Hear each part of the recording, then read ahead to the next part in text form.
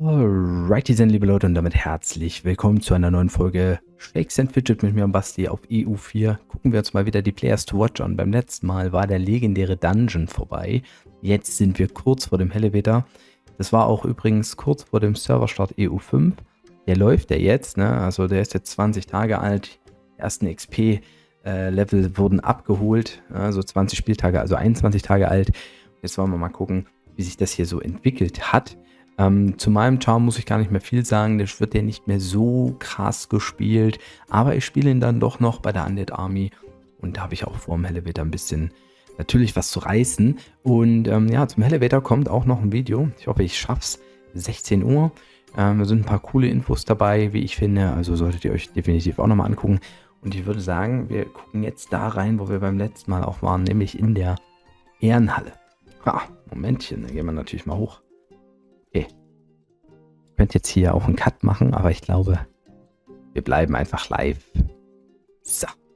Also, wir sehen, dass im Prinzip Outer Banks die Ehrenhalle nach wie vor dominiert. Order 66 scheint aber ein bisschen vorgeprescht zu sein. Die sind öfter vertreten in den Top 30, auch in den Top 50 noch rein. Das sieht sehr interessant aus. Dann sehen wir noch Baguette Quest hin und wieder, Thunderstorm vereinzelt, Blackout, das war vorher schon so. Da scheinen die gleichen Spieler noch in den gleichen Gilden zu sein. Und ja, wir haben auch sehr ausgeglichene Klassen, also überall ist mindestens einer dabei. Krieger, Assassine im Moment 363, sehr, sehr hoch im Level, der Bartimeus. Der war damals 342, auch einer der höchsten im Level, also der haut da richtig rein. Druiden sehen wir sehen Kundschafter, wir sehen natürlich Dämonenjäger, wir sehen auch noch den einen oder anderen Berserker. Und auch Magier sind hier oben weiterhin mit vertreten. Also auch sehr ausgeglichen. Es hatte sich ja schon gezeigt, dass viele Chars, also ich sag mal bis auf Battle Mage, obwohl, da haben wir sogar auch einen hier oben. Der Stehseidel. Ja. Hält sich da der tapfer. War auch schon beim letzten Mal ziemlich weit oben dabei. Da war aber noch ein anderer, Moichiro. Weiß ich nicht. Hier, David, guck mal. David, also es gibt auch noch ein paar hier, die hier auch mit gut mitspielen. Moichiro, damals war er weiter vorne, jetzt anscheinend nicht mehr ganz so weit vorne, aber ist ja auch wurscht. Sehr, sehr interessant. Dann gucken wir auch in den Gilden oder in die Gilden, so, sag ich mal, wenn ich jetzt hier so die Top 20 mir angucke, da gibt es einige Änderungen. Also damals waren Bürger in Wut zum Beispiel dabei, die sehe ich jetzt hier. Die sehe ich jetzt hier gar nicht mehr. Also ich weiß nicht, ob die sich umbenannt haben oder sowas. Und auch den Stammtisch hatten wir beim letzten Mal hier ziemlich weit oben dabei. Aber das kann natürlich auch daran gelegen haben, dass vielleicht noch nicht alle Gilden 50 Raids hatten. Und das ist jetzt nämlich anders. Ich glaube, also die Top 7, die haben schon 50 Raids auf jeden Fall geschafft. Dann haben wir noch andere Gilden, die auch schon relativ viele Raids haben, die dann vielleicht den einen oder anderen Gildenkampf zwischendurch gemacht haben, weil sie halt in den Raids nicht weiterkommen. Also es zeigt sich mittlerweile ungefähr so, welche Gilden da weit oben sind. Das sieht man auch im Durchschnittslevel. Also hier ist keine Gilde oben unter Level 200 im Schnitt. Und einige hier. Also ein bisschen drehen wird sich das noch. Aber es geht mehr in die finale Richtung. Und der Elevator wird das ja auch zeigen. Man wird nach dem Elevator sehen, welche Gilden dann wo stehen. Wie gesagt, die Gilden, die jetzt hier in den Top 7 sind, die sollten tendenziell auch im Elevator in den Top 7 sein. Also das muss man an der Stelle schon mal sagen. Und als ich da auf die Undead Army klicke, guckt man natürlich bei 1 Sama. Der hat eine Schnapszahl, 333. Der Assassine hat jetzt leider gerade sein Alugear an. Deshalb kann man jetzt die Werte nicht so gut vergleichen, aber der spielt ja einen Top-Char nach wie vor. Gildenleiter und Top-Char, Assassine, alles tippitoppi.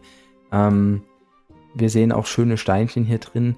Ja, ich denke, der wird im Elevator auch gut abgehen. Der Elevator, den gab es ja noch nicht auf dem Server. Das heißt, keiner kann so richtig einschätzen, wie weit es vielleicht geht. Das ist natürlich auch, man kann da richtig frei aufspielen. Und der Anfänger Huhn, bei dem ist ein bisschen was passiert. Der spielt ja Free-to-Play, der war 112 zuletzt, der hat es auf 149 geschafft. Das ist ein ordentlicher Progress. SA hat er auch gut gemacht. Sieht nice aus.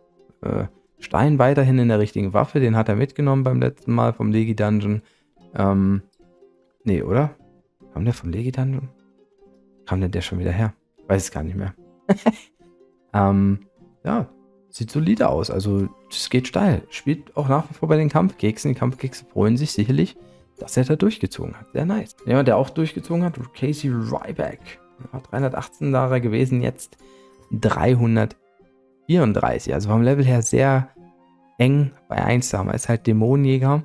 Tendenziell die stärkste Klasse aktuell. Also er kann auch im PvP echt nerven. Wenn er sich halt wiederbelebt, ist es schwierig, ihn zu besiegen. Wenn er sich nicht wiederbelebt, hat man eine gute Chance. Aber ja, meistens hat man das Gefühl, der belebt sich genau dann wieder, wenn er es nicht soll. Wir können auch mal die Skills vergleichen, zum Beispiel zwischen den beiden. Der hat 3262 und 2896 Skills.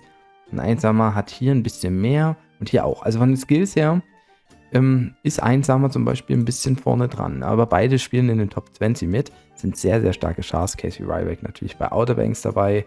Haben wir gesehen, ja, Top-Gilde. Also Undead Army haben wir auch in den Top 7 gesehen. Ja, das ist natürlich klar, dass die auch Chars haben, die dann weit, weit oben mitspielen können. Als nächstes kommt Katalea und hier ist auch richtig was passiert. 85 war er oder sie vorher, jetzt 136. Da wurden also die 90 Dungeons gelegt. Im SA gab es auch immerhin 7% on top. Na klar, 34%. Sieht jetzt nicht so fett aus, aber ist solide. Ist halt Free-to-Play und da, ja, alles, wo man sich irgendwo verbessert, das ist eigentlich ganz sinnvoll. Mir fällt gerade noch ein, ich wollte mal gucken.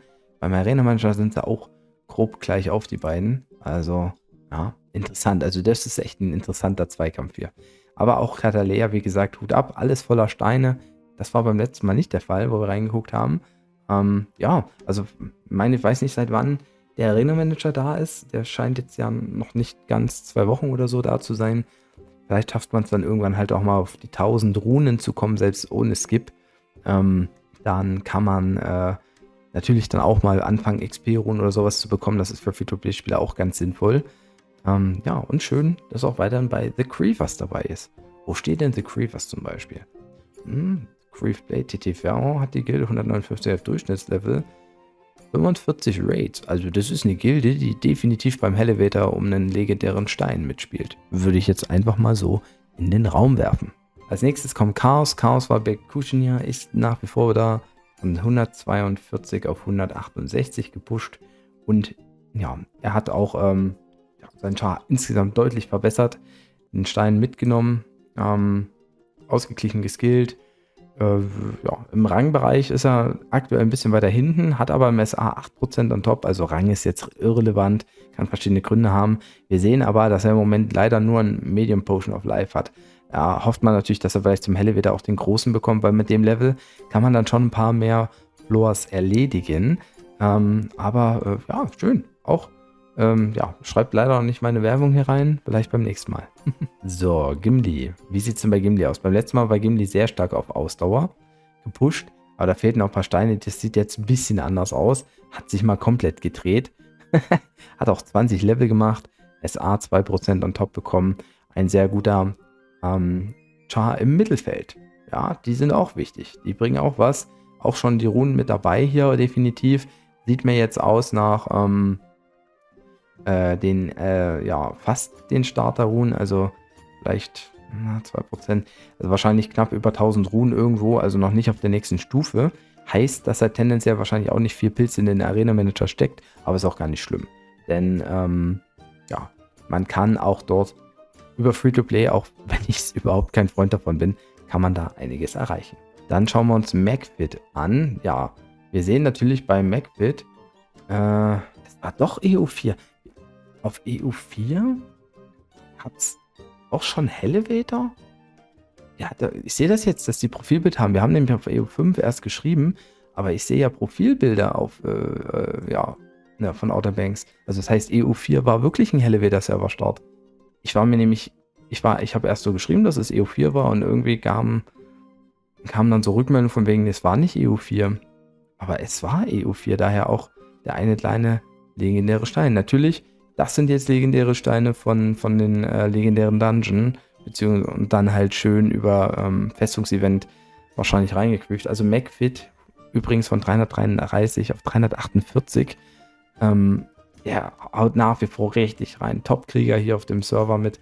Da sieht man auch mal, was das für Steine sind. Der hat halt auch gleich nochmal bessere Skills. Also der ist hier schon bei 10 Millionen. Ich weiß nicht, ob er bei beiden schon bei 10 Millionen ist, aber der hat die 10 Millionen Marke, wenn dann kurz vorher hier auch bei Ausdauer.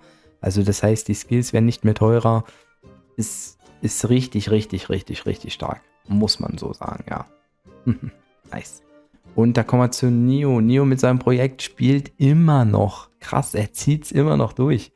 2% SA hat er so bekommen. Eine schöne Epic-Waffe hier dabei. Sowieso sehr viel Epic dabei. Also nur Goldquest und nur Geschickskillen, ja.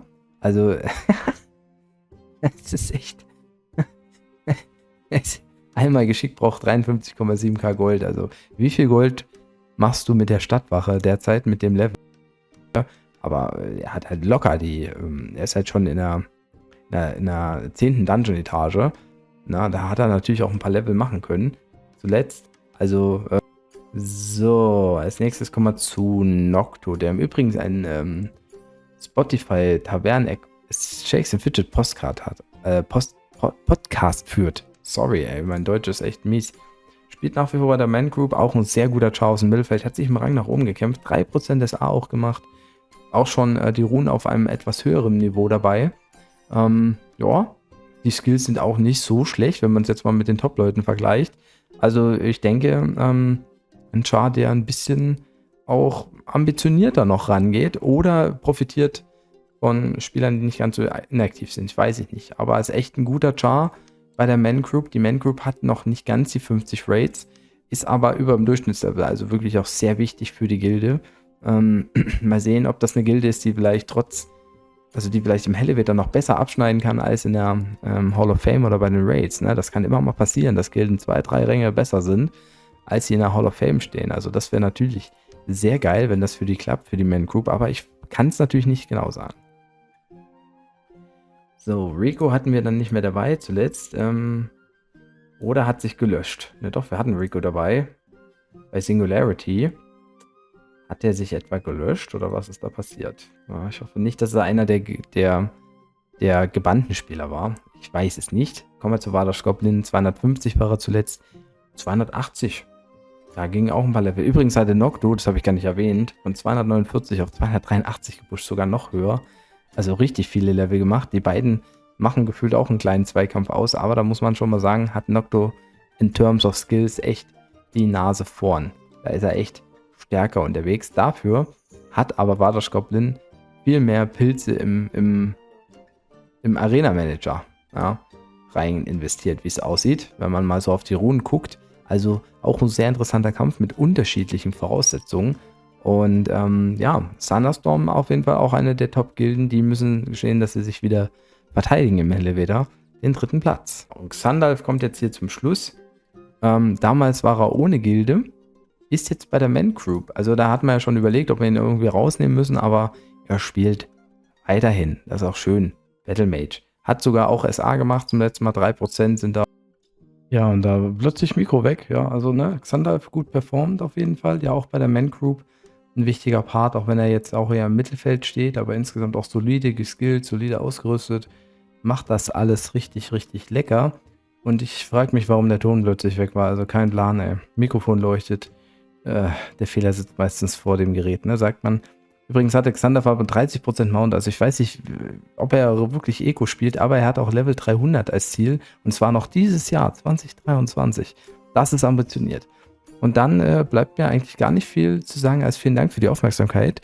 Das Video ist vorbei. Wenn ich es geschafft habe, kriegt ihr, wie gesagt, 16 Uhr nochmal ein Video zum Elevator. Könnt ihr euch auch gerne angucken. Ich bedanke mich für den Support, fürs Gucken, Kommentieren und Teilen. Und würde sagen, haut auf jeden Fall rein. Viel Spaß mit den Events. Viel Spaß mit dem Elevator. Macht es, tschüss und Servus. Euer Basti.